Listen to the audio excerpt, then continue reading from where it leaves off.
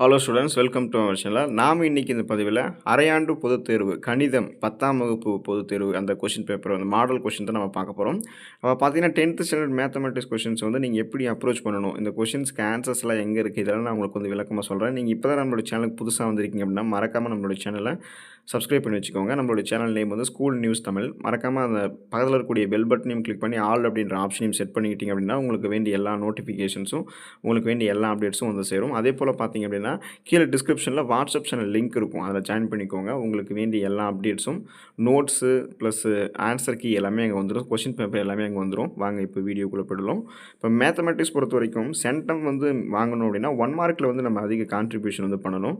இப்போ மேத்தமெட்டிக்ஸ் பொறுத்த வரைக்கும் இந்த ஸ்க்ரீனில் தெரியக்கூடிய எல்லா 1 மார்க்குமே இம்பார்ட்டன்ட் தான். The range of the relation, அந்த ரிலேஷன் கொடுத்துருக்காங்க இல்லையா, அந்த ப்ரைம் நம்பர் லெஸ் தென் இந்த மாதிரி கொடுத்துருக்காங்க இல்லையா. ஸோ இதெல்லாம் இந்த கொஷினுக்கு இந்த ஸ்க்ரீனில் தெரியக்கூடிய எல்லா கொஷின்ஸுக்குமே ஆன்சர் எங்கே இருக்குதுன்னு கேட்டிங்கன்னா உங்களுடைய ஸ்கூல் புக் பேக்லேயே இருக்குது இந்த கொஷின்ஸ் எல்லாமே. நீங்கள் எந்த விதமான கவலையுமே பட தேவையில்லை. ஸோ ஸ்க்ரீனில் தெரியக்கூடிய ஒவ்வொரு 1 மார்க்குமே நீங்கள் படிச்சுக்கலாம். இப்போது மேக்ஸில் 1 மார்க் பொறுத்த வரைக்கும் பார்த்தீங்கன்னா சில 1 மார்க் வந்து ஃபார்முலா ரிலேட்டடாக இருக்கும், இல்லைனா சில 1 மார்க் வந்து எப்படி இருக்கும் அப்படின்னா நம்ம வந்து ஒர்க் அவுட் பண்ணி பார்க்குற மாதிரி இருக்கும். அண்ட் சில 1 மார்க் வந்து நமக்கு எவ்வளோ தான் படித்தாலும் புரியாது. அதனால் நம்ம என்ன பண்ணுறோம்னா மனப்பாடம் பண்ணிவிடும். ஸோ எப்படி நீங்கள் படிச்சுக்கிட்டாலும் ஓகே தான். முடிஞ்ச வரைக்கும் நீங்கள் மேக்ஸை பொறுத்த வரைக்கும் அந்த 1 மார்க்கை ஒர்க் அவுட் பண்ணி பார்க்குற மாதிரி போடுங்க. நீங்கள் ஈஸியாக ஒரு ஸ்டெப்பில் 2 ஸ்டெப்பில் ஒர்க் அவுட் பண்ணி பார்க்குற மாதிரி தான் இருக்கும். அதனால் ஸ்க்ரீனில் தெரியக்கூடிய ஒவ்வொரு 1 மார்க்குமே ரொம்ப ரொம்ப இம்பார்ட்டன்றதால் இந்த 1 மார்க்கு மட்டும் படிக்காமல் நீங்கள் எக்ஸாமுக்கு வந்து போயிடாதீங்க. நீங்கள் தான் வந்து மார்க் ஸ்கோர் பண்ண முடியலன்னு வருத்தப்படுவீங்க. ஸோ இப்போ இந்த ஸ்க்ரீனில் தெரியக்கூடிய ஒவ்வொரு 1 மார்க்குமே இம்பார்ட்டன்ட் தான், அதை மறந்துடாதீங்க. ஸோ இப்போ இதில் இருக்கக்கூடிய 1 மார்க் எல்லாமே நல்லா படிச்சுக்கோங்க. இந்த 1 மார்க்குக்கெல்லாம் ஆன்சர் எங்கே இருக்குதுன்னு கேட்டிங்கன்னா ஸ்கூல் புக் பேக்கில் இருக்குது. அதுக்கு வந்து பின்னாடி இருக்கக்கூடிய அந்த வினாக்களை பார்த்து நீங்கள் பதில்களை பார்த்து குறித்து வச்சுக்கோங்க. பயிற்சி அந்த சம்முக்கு வந்து பார்த்தீங்கன்னா பின்னாடி ஆன்சர்ஸ் இருக்கும் இல்லையா, அதை பார்த்து குறித்து வச்சு இந்த 1 மார்க்கை படிச்சுக்கோங்க. முடியாட்டி போனால் நீங்கள் மனப்பாடம் பண்ணிக்கோங்க 1 மார்க்கை, உங்களுக்கு ஈஸியாக வந்து மார்க் ஸ்கோர் பண்ண முடியும். ஏன்னா சென்டம் மிஸ் ஆகிறதே அந்த 1 மார்க்கால தான். அதனால் நீங்கள் இந்த 1 மார்க் மட்டும் நல்லா படித்து வச்சுக்கோங்க. அதுக்கடுத்து பார்த்தீங்கன்னா 10 2 மார்க் வந்து நீங்கள் மேக்ஸில் எழுதணும். அதில் ஏதாவது ஒரு கொஷின் வந்து கம்பல்சரி கொடுப்பாங்க தான். ஸோ இதில் 28 கொஷின் வந்து கம்பல்சரி கொடுத்துருக்காங்க, அதை லேட்டராக பார்ப்போம். இதில் பார்த்தீங்கன்னா சாய்ஸ் விட்டு நம்ம வந்து 10 கொஷின் தான் எழுத சொல்கிறாங்க, நாமளும் 10 கொஷின் படிச்சுட்டு போயிடலாம் அப்படின்னு நினைக்காதீங்க. நீங்கள் 10 கொஷின் கேட்டிருக்காங்கன்னா இதில் இருக்கக்கூடிய கொஷின்ஸ் எல்லாமே சாய்ஸ் விடாமல் படிச்சுக்கோங்க, ஒர்க் அவுட் பண்ணி பார்த்துக்கோங்க. மேக்ஸை பொறுத்த வரைக்கும் ஒர்க் அவுட் தான். அப்போ ஸ்க்ரீனில் தெரியக்கூடிய ஒவ்வொரு கொஷின்ஸுமே இம்பார்ட்டன்ட் தான். இந்த 16வது கொஷினாக இருக்கட்டும் அல்லது எல்லா கொஷினுமே உங்களுக்கு வந்து இம்பார்ட்டன்ட் தான். ஸோ இது வந்து அந்த கணம் அந்த இதில் வந்து கேட்டிருப்பாங்க. தென் அதுக்கப்புறம் வந்து அந்த இந்த 17th கொஷின் 18th கொஷின்லாம் நம்பர் சீரீஸில் வந்து கேட்டிருப்பாங்க இல்லையா. ஸோ அதெல்லாம் அதுக்கப்புறம் LCM 8x⁴y², 48x² into y², so இதோடைய LCM என்ன அப்படின்றது வந்து நம்ம கேட்டிருக்காங்க. அதுக்கப்புறம் வந்து அந்த 20 கொஷின் பாருங்கள், அந்த ஸ்கொயர் ரூட்டு. அதுக்கப்புறம் வந்து 21 கொஷின்ஸ் வந்து அந்த ட்ரிக்னாமெட்ரிக்கல் அந்த இதை வச்சு வரும். 22 வந்து பார்த்திங்கன்னா அந்த ஆயத்தொலை வடிவியல் அந்த மார்க் பண்ணுற மாதிரி இருக்கும். அதுக்கப்புறம் வந்து சைன் தீட்டா காஸ் தீட்டா அந்த 23 கொஷினு. தென் வந்து இதில் 20 எந்த கொஷின் கொடுத்துருக்காங்க கம்பல்சரி பார்த்தீங்கன்னா 28 கொஷின் கொடுத்துருக்காங்க இல்லையா.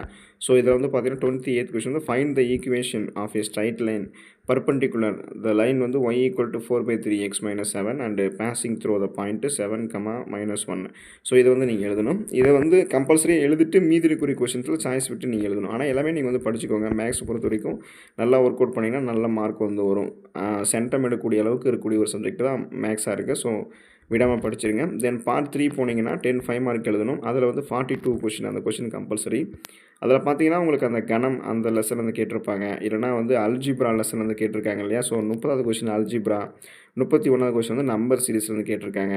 அதுக்கப்புறம் 32வது கொஷினுமே நம்பர் சீரிஸ் தான். அதுக்கப்புறம் 33வது கொஷின் வந்து நமக்கு அல்ஜிப்ரா, 34வது கொஷின் வந்து அந்த ஆயத்தொலை வடிவியல் அதில் கேட்டிருக்காங்க. ஸோ இது மாதிரி ஸ்கொயர் ரூட்டு ஆல்ஃபபெட்டிக்கலில் வரக்கூடிய அல்ஜிப்ரா கொஷின்ஸு, அப்புறம் நமக்கு மேட்ரிக்ஸ் கொஷின் வந்து கேட்டிருக்காங்க இல்லையா. ஸோ அந்த AB whole power transfer = B transfer × N transfer, அதை வந்து நம்ம ப்ரூவ் பண்ணணும்.